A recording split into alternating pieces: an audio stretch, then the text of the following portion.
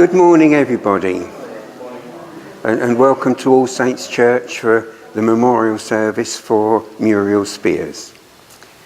My name's Alan Clark. I'm a worship leader here at All Saints. We start the service. James will give a brief introduction and a poem. He will then go on to the tolling of the bell and then give a further description of Muriel, and then after that, a short prayer service. So I'll hand over to James. Delighted to see so many of you here today for Muriel's commemoration. I did suspect that we'd have quite a few because everyone's been coming up to me saying that they wanted to definitely come to this one. So thank you all for coming. Muriel was the only woman from this area who lost her life officially in the Great War. And you just think, so much of what we do is geared around the men. We've got a silhouette of a man here. We've got a silhouette of a man outside. She's a service man on the banner outside, and the women were so often forgotten during the war, but they made such a valuable contribution to the war effort, both on the home front and overseas, and we'll talk about a little bit about that after we toll the bell. Muriel wasn't born here, but she came here when she was quite young, about 7 or 8 years old, so she grew up here in Burheath.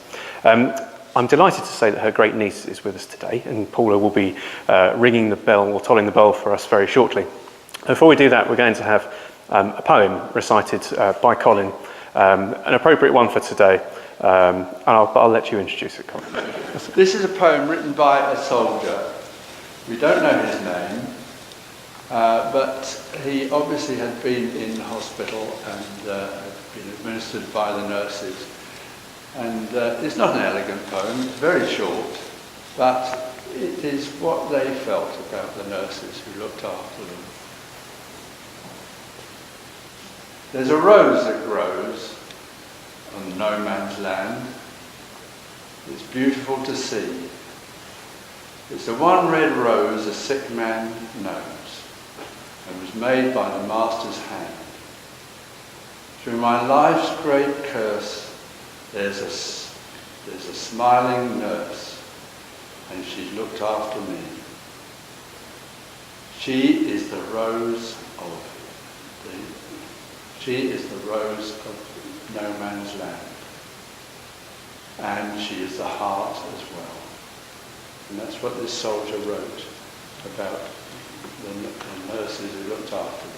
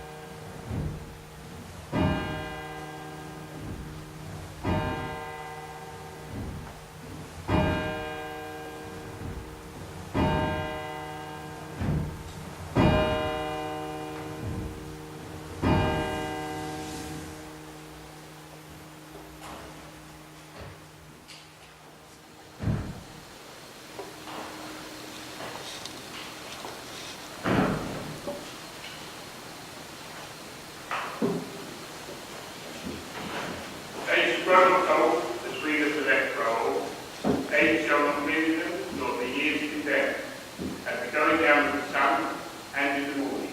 We will remember them. We will